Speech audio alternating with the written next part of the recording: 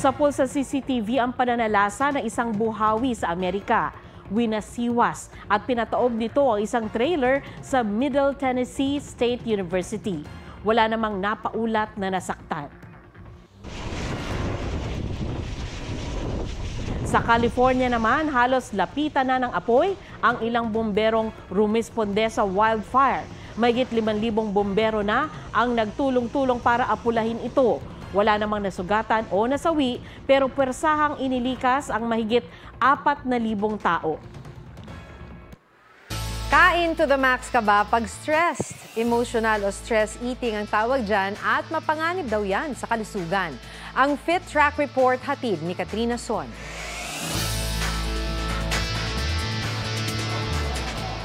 Sa pagkain ba ang baling mo tuwing maraming iniisip o stressed?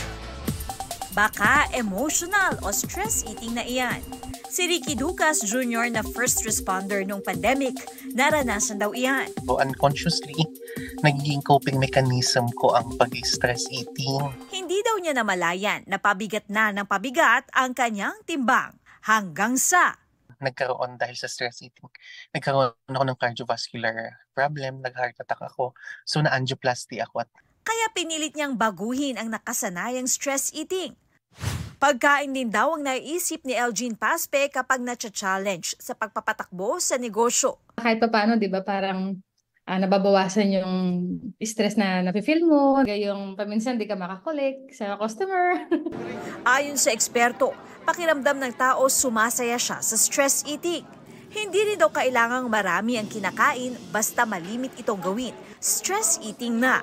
Stress eating is actually not normal kasi parang nabubuhos mo yung mga problema mo sa pagkain. At usually, ang kinakain mo, hindi talaga healthy. It could be chocolates, candy cakes, or something sugary. Kasi ang feeling natin, pag andun yung mga comfort food natin, we are energized. Pero kung laging nagsistress eating, maaaring magkaroon ng problema sa kalusugan. Tataas ang kolesterol o magiging diabetic. Maaari ring magkaroon ng problema sa nutrisyon para sa mga dumaranas ng stress eating. Imbes na tsokolate o matatamis na pagkain, kumain na lang ng masusustansyang pagkain, sabayan din ng ehersisyo at dapat magkaroon ng relaxing at healthy environment. Katrina Son, nagbabalita para sa GMA Integrated News.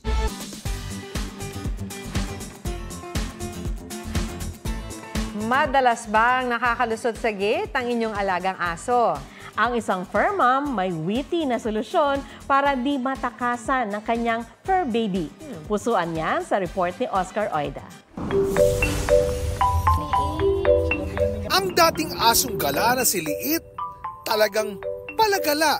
Mahilig maglakwatsa kaya madalas sa butas ng gate pumupuga.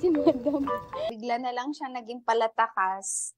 Gulat ako, naisipan niyang lumusot doon sa gate. Nakailang labas na siya noon so nakailang habol na rin kami sa kanya.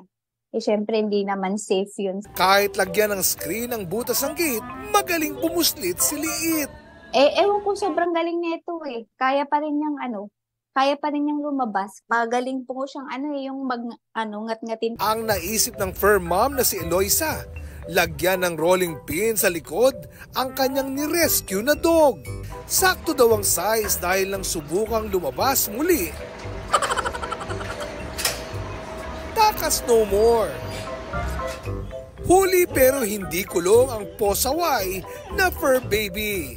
Sabi ni Eloisa, komportable at nakakahiga si Liit kahit may rolling pin. Panandalian lang daw ito dahil magpapagawa sila ng angkop na gate paglipat ng bahay. Mas hindi po safe sa labas. Kesa naman, hayaan ko lang, napamahal na din siya sa akin and parang feeling ko, bigay po siya sa amin ni Lord. Oscar Oida, nagbabalita para sa GMA Integrated News.